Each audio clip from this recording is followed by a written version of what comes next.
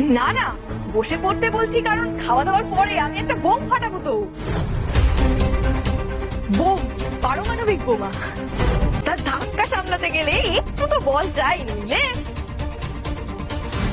Compass সিরিয়ালের আজকের ফুল পর্বটি দেখতে হলে তাড়াতাড়ি সাবস্ক্রাইব করুন। কম্পাস বলে এই বাড়িতে যারা দিনের পর দিন অন্যায় করে যাচ্ছে তাদের প্রত্যেকের হিসাব হবে, আর এখানেই হবে।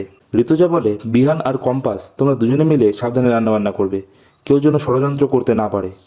কম্পাস বিহানকে বলে আমাদের আশেপাশে যা কিছু খারাপ আছে সব দূরে সরিয়ে দেব, আপনাকে পাশে পেলে আমি আরও অনেক কিছু করতে পারি। বিহান বলে হ্যাঁ খুব ভালো, তুমি সব কিছু জয় করে নেবে। আর এদিকে বেগুন ভাজাটা যে পুড়ে যাচ্ছে। ঋতুজা বলে এত কম সময়ে এতগুলো রান্না কীভাবে শেষ করলি কম্পাস?